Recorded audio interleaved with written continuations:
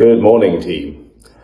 Sometimes what I find is the right book comes along at the right time.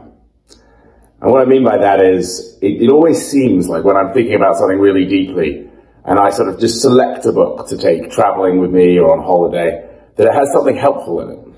And this was really true during my recent trip to the States. The book I chose, one of two books I chose to grab and come with me, is a book called Drive by Daniel Pink. And it's an incredible book about motivation.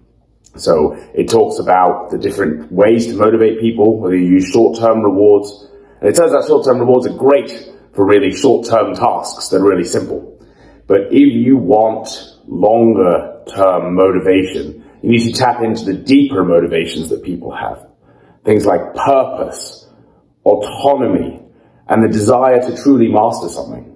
I mean, Daniel Pink looked at a variety of studies, and he found that people who are creative, if you offer them short-term reward, they become less creative.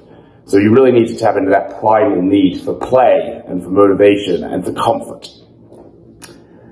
So what does that have to do with selling real estate intelligence into Europe, for example, which I would argue is a pretty creative endeavor, all in all.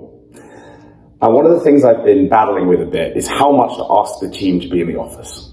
You know, we pay for 2 London offices, and I know that the value of face-to-face time is huge, but how much do you mandate? How much do you tell people you have to be in at this time?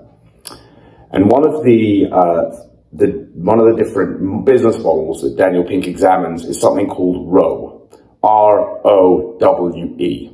And that stands for Results-Only Workplace Environment, i.e., to some extent, you can be wherever you want and be doing, within reason, whatever you want, as long as the results are there and you're doing the right activities that really drive the business forward.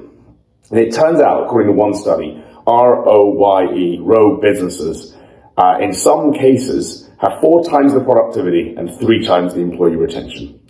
So that's definitely leading me towards a path of saying, look, I want to see everyone as much as possible. Be brilliant to have you in the office. The face-to-face interaction is great, but you have to want to be there, and you have to feel like you're able to fulfill your other obligations in life while being in the office as much as makes you feel comfortable and possible. So, I guess my request to my team would be in the office as much as you can, but only if it makes sense for you. And let's focus on the results and driving those from now until the end of the year and all throughout next year. Results only workplace environment going forward. Cheers.